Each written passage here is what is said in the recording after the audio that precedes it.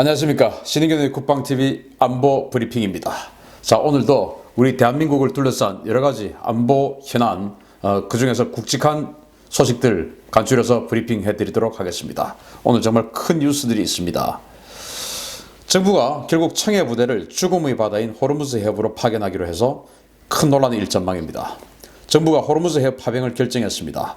국방부는 21일 정부는 현 중동 정세를 고려해 우리 국민 안전과 선박의 자유항행 보장을 위해 청해부대 파견 지역을 한시적으로 확대하기로 결정했다라고 밝혔습니다. 이번에 확대되는 청해부대 파견 지역은 아덴만 일대에서 오만만, 페르시아만 일대까지 포함되는데요. 정부는 미국이 요청한 국제해양안보구상 이른바 호르무즈 호위연합에는 참여하지 않고 단독 작전을 수행할 방침입니다. 국방부는 청해부대가 확대 파견 지역에서 독자적 작전 수행을 하더라도 필요할 경우에 국제해양안보구상과 협력할 것이며 이를 위해 청해부대 소속 연락장교 2명을 IMSC 본부에 파견하기로 했습니다. 청해부대가 호르무즈 일대에서 활동하기 위해서는 IMSC와의 조율이 불가피하다는 점을 감안할 때 이란의 반발을 피하기 위한 꼼수로 연락장교 파견이라는 형식을 취했다는 분석입니다. 그런데 문제는 파장입니다. 미국은 한국의 결정에 대해 환영하고 기대한다는 입장이지만 이란은 사이드 샤베스타리 주한 이란 대사가 여러 차례 한국이 파병하면 단교도 고려할 것이며 혁명수비대가 가만히 있지 않을 것이라고 여러 차례 경고했던 만큼 이란의 강력 반발이 예상되기 때문입니다. 앞서 여러 차례 소개해드린 것처럼 이란은 한국이 파병하면 강력 대응할 것임을 여러 채널을 통해 경고한 바 있고 현재 청해부대 전력으로는 이란의 위협에 대응할 수 없어서 이번 파병 결정은 신중해야 한다는 말씀을 드린 바 있는데요.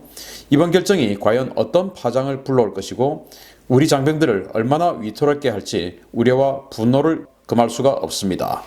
자, 우리 국방부가 드디어 이제 청해부대의 임무 영역을 확장해서 아덴만에서 호르무즈 해협까지 페르시아만까지 확장한다. 그렇게 해서 이제 파병을 따로 국회 심의 그리고 국민 동의를 거치지 않고 그냥 이런 식으로 확장한다라고 해서 기국회 동의를 받아놓은 청해부대의 파병 지역을 이렇게 바꾸는 좀 확장하는 이런 쪽으로 사실 뭐 저는 꼼수라고 생각하는데 이렇게 좀 꼼수를 부렸어요. 자, 그런데 큰 틀에서 우리가 한미동맹 그리고 세계 평화 또 우리 어떤 그 원유 수송선의 최대 수송로 이런 것들을 보호하기 위해서 우리가 파병해야 하는 것은 저는 당연하다, 어쩌면 당연하다라고 생각을 하는데 그런데 과연 이런 방식이 맞냐라는 것에 대해서는 저는 이것은 반대다라는 말씀을 드립니다. 왜냐? 지난 그 자유툰 부대, 노무현 정부 때 자유툰 부대 파병을 보면 그때 이제 정부가 한미 관계를 고려해서 어쩔 수 없이 이제 파병을 했죠. 그때 이 여당 지지자들이 파병을 반대하고 난리가 났었고 그러나 사실 국정 운영을 해보면 미국과 등을 지고는 국정을 할 수가 없죠. 그래서 당시 노무현 정부는 어쩔 수 없이 파병을 하게 되었고 그 파병으로 인해서 완전히 노무현 정부의 지지도가 즉 자신들의 지지층의 지지도가 확 떨어져 버렸죠. 그렇게 해서 마지막에 너무 그 친노 세력은 패족이다 이렇게 될 만큼 완전히 떨어져 버리는 결정적인 계기가 됐었던 게 자유툰 파병이었고 그렇게 해서 이제 정권이 바뀌었어요. 그러면서 이제 자유툰 파병을 연장하는 그런 안을 할 때 파병 결정안을 할 때 지금 현재 여당인 당시 그 민주당 계열이 완전히 반대하고 난리가 났었죠. 이런 것들을 해결하기 위해서 파병을 하기 위해서 계속 연장하기 위해서 폭력 사태까지 발생할 정도로 국회에서 그런 난장판이 있었는데 지금 이 정부가 역시 똑같이 노무현 정부 때처럼 중동 지역으로 지금 파병을 하는데 아무런 국민적 논의 그리고 국회 의결 이런 거 없이 지금 한다는 거 이거 정말 좀 이상하지 않습니까? 그리고 이런 것들을 하도록 지금 내버려 두고 있는 이 제1야당도 좀 희한하지 않습니까? 아니 지금 총선에서 승리하고 싶다 이러면서 어떻게 이런 결정적인 아이템을 이런 식으로 그냥 흘려보내는지 저는 이해가 되지 않아요. 이것은 이제 정치적인 문제고 아무튼 제1야당은 과연 도대체 무슨 아이템으로 그 제1 정당이 될 것인지 이번 총선 21대 총선에서 승리를 해서 제1 정당이 되려고 하는지 도대체 그 전략을 알 수가 없고 지금 현재 국회에 있는 현재 국회의원들은 오직 자신의 공천 또는 자신의 지역 선거 여기에만 매몰되어 있어서 큰 틀에서의 이 자유한국당의 승리 이런 것들은 도저히 생각을 안 하는 그런 국회의원들이 아니냐라는 생각을 하고요. 뭐 이것은 이제 정치적 문제고 저는 군사적으로만 봤을 때 이것은 반드시 보내야 되는데 보낸다 하더라도 여기에서 정말로 기여할 수 있고 또 더 크게는 생존할 수 있는 그런 전력을 보내야 된다라는 말씀을 드리는 겁니다.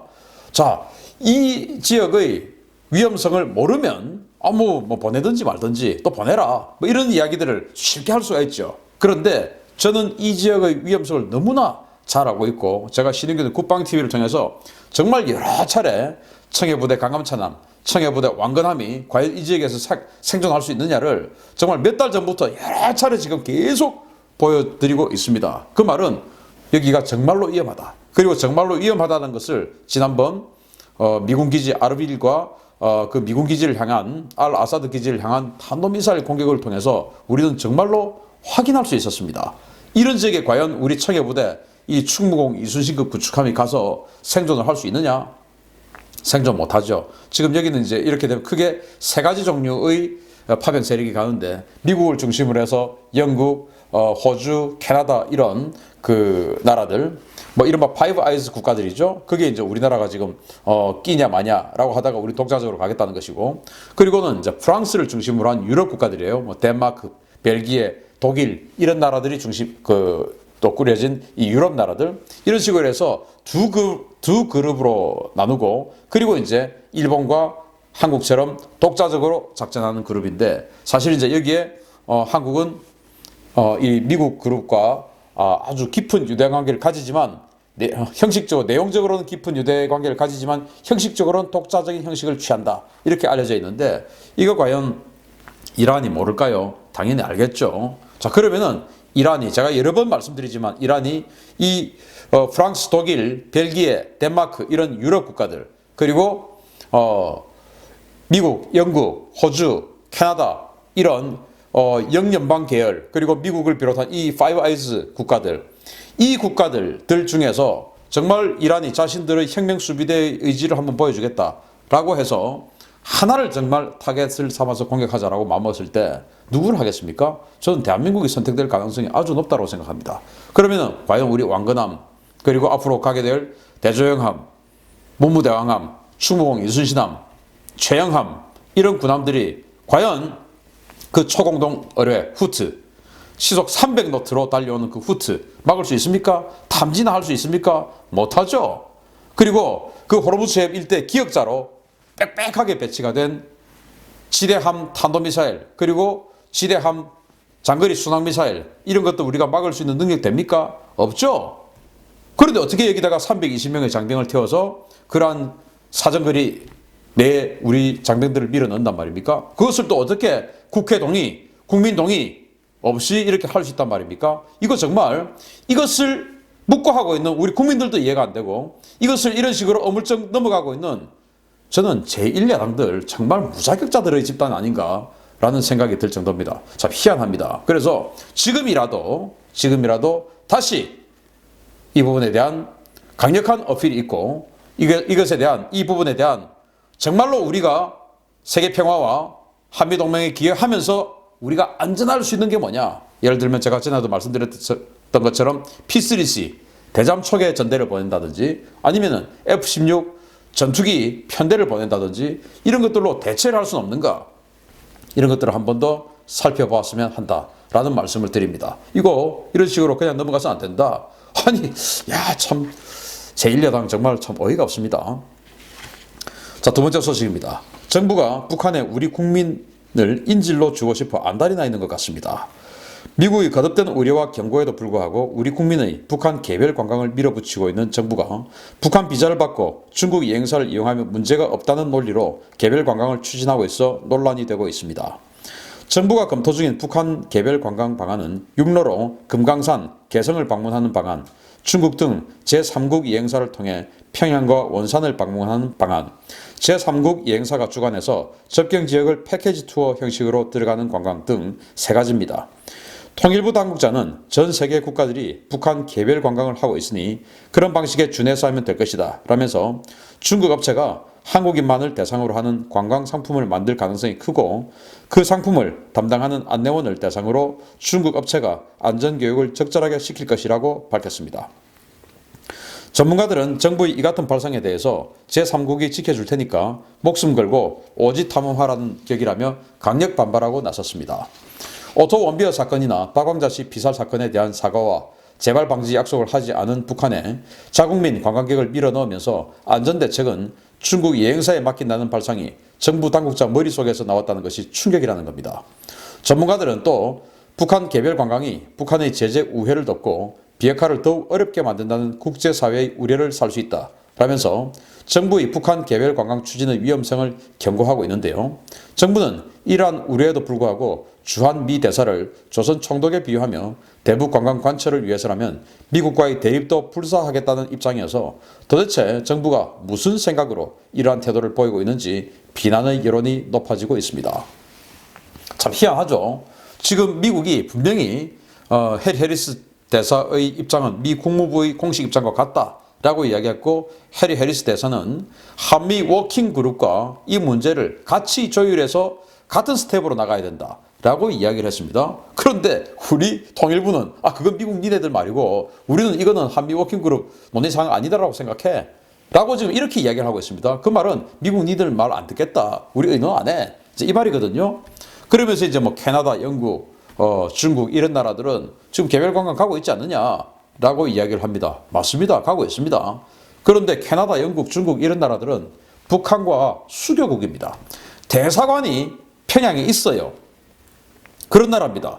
우리 대사관이 지금 평양에 있습니까? 그럼 우리 관광객은 누가 지켜줍니까? 캐나다, 영국, 중국 이런 사람들이 위험에 빠지면 평양에 있는 대사관에 도움을 청하면 되지요. 하다못해 여권을 잃어버려도 평양에 있는 대사관에 도움을 청하면 되죠. 그런데 우리 국민이 만약에 해외여행 가서 여러분들 해외여행 많이 가보셨지 않습니까? 여권 잃어버리면 어떻게 됩니까? 여행사에서 친절히 안내해줘. 해당 대사관에 연락을 해서 여권을 재발급 받아야 되는데 정말 그래도 오래 걸리니까 절대 여권 잘 조심해라. 이런 이야기 여러분들 많이 들어보셨지 않습니까? 그런데 평양에 가서 여권 잃어버리면 어떻게 되겠습니까? 우리 대사관도 없는데. 자, 이런 하나하나에서부터 과거 박광자 씨가 금강산에서 총살을 당했습니다. 총을 쏘아서 저격을 당했습니다. 그 부분에 대한 재발 방지, 오이사 조치에 대한 어떠한 결말도 없이 지금 개별 관광을 가겠다고요? 이게 도대체 뭐 때문에 이러느냐? 저는 지금 미군이 다시 2017년의 행태를 보이고 있는 그런 상태. 그러니까 항공모함 세 척이 지금 우리 동북아시아에 집결을 하고 있는 중이고 미국의 추가 증원 전력들이 계속 들어오고 있는 것들을 제가 이 국방TV 또 군사TV를 통해서 계속 알려드리고 있습니다. 혹시나 우리 관광객을 지금 북한에 집어넣어서 마치 과거의 개성공단처럼 인질로 삼게끔 만들어 주어서 미국의 군사작전을 할 수 없게 만드는, 즉 군사 옵션을 실행할 수 없게 만드는 그런 인질 상태로 만들려고 하는 것이 아니냐라는 생각을 해요. 안 그러면 지금 미국과 이런 대립을 각오하면서까지 미국이 분명히 세컨더리 보이콧이라고 이야기를 했음에도 불구하고 그런 각오를 하면서까지 지금 이렇게 급박하게 북한에다가 관광객을 집어넣으려고 하는 일은 뭐냐. 미국이 군사작전을 하려고 잠깐만 이게 지금 우리 평양에 또 금강산에 또 삼지연에 양덕 온천에 원산에 지금 우리 관광객들 각각 흩어져 가지고 지금 1,300명이 들어가 있어요. 그럼 우리 관광객들 목숨 어떻게 되냐? 안 된다. 이런 인질 노름을 하려고 하는 것은 아닌가 하는 생각을 합니다. 그러다가 이제 그렇게 사고가 난 분들에 대한 혹시나 정말로 인명피해를 보게 되는 그런 분들에 대한 피해 누가 책임질 것인지 아까 첫 번째 이야기에서도 청해부대를 호르무즈 해협에다 보냈을 때 뭐 지난번 세월호 때문에 거의 뭐 나라를 갖다 그렇게 만든 뒤집은 이 현 정부가 그 청해부대가 정말로 상황을 제대로 알리지 않고 국민들을 은근히 살짝해가지고 호르무즈를 가서 청해부대 320명이 정말 이란의 공격에 의해서 비극을 당했을 때 그거 누가 책임질 거냐. 또 이런 식으로 북한에다가 관광객을 밀어넣어서 혹시나 미국의 군사작전이 발생했을 때 이들의 인명피해 누가 책임질 거냐. 정말 저는 이해할 수 없고 저는 또 어떤 면에서는 이러려고 하구나라는 또 이해가 되기도 하고 그렇습니다. 참 안타깝습니다. 세 번째 소식입니다. 올 3월에 한미연합훈련을 놓고 한미 간의 갈등의 골이 깊어지고 있습니다. 오는 3월에 실시되어야 하는 정례 한미연합훈련의 시행 여부를 놓고 한국과 미국에서 극단적인 이견이 표출되고 있습니다. 미국에서는 비핵화의 미온적인 북한에 대한 압박 차원에서 지난해까지 대폭 축소된 연합훈련을 정상화해야 한다는 주장이 제기되고 있고, 국내에서는 북한을 설득하기 위해 연합훈련을 완전히 중단해야 한다는 주장이 나온 겁니다. 버엘 벨 전 한미연합사령관은 현지 시각 19일 미국의 소리 방송에 출연해서 북한이 비핵화에 협력하지 않고 중국이 이를 부추기는 상황을 거론하면서 북한과 중국을 압박하기 위해 한미연합훈련 재개가 필요하며 연합훈련 재개는 준비태세 보장을 위해서도 반드시 필요한 것이라고 지적했습니다. 그러나 여권에서는 연합훈련을 완전히 중단해야 한다라는 주장이 나왔습니다. 이종석 전 통일부 장관은 한미연합훈련은 북한 군부 앞에서 김정은 위원장의 체면과 정통성을 깨는 것이라며 연합훈련 중단 결의가 있어야 하며 그럴 경우에 북한이 달라질 것이다 라는 황당한 주장을 펴고 나왔습니다. 이어서 이 전 장관은 한미연합훈련 완전 중단은 물론 중러가 제안한 대북제재 완화 결의안을 우리가 검토하지 않을 이유가 없으며 대북제재 완화를 주장하는 것을 비난하는 목소리가 있는데 이는 이념 논리로 사람을 몰아가는 것이라는 주장까지 내놓았습니다.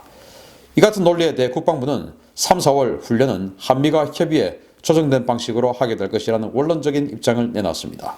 그러나 국방부는 문정부 임기 내 전시작전 통제권 전환을 위해서는 올해 연합훈련을 반드시 해야 되고 연합훈련을 하자니 4월 총선을 앞두고 반전평화와 반미 프레임을 구상 중인 청와대와 여당이 연합훈련에 부정적이어서 고심하는 입장입니다. 참 이종석 전 장관 제가 따로 말씀 안 드려도 어떤 분인지 잘 아시죠? 김정은의 체면을 고려해서 연합훈련하면 안 된다라는 지금 이야기를 하고 있는데 정말 황당한 분 아닙니까? 자, 김정은의 체면을 우리가 굳이 고려해 줄 필요는 없고 체면 확 상해가지고 김정은 아웃되는 걸 그게 우리 바라야 될 이야기 아닌가요? 참 희한합니다. 아무튼 한미연합훈련 올해는 반드시 대규모로 시행해서 북한 김정은을 체면을 왕창 깎아서 김정은 정권이 무너지게끔 만들어야 되겠습니다. 이종석이 이렇게 걱정하는 거 보니까 이거 반드시 해야 되겠네요. 마치겠습니다. 감사합니다.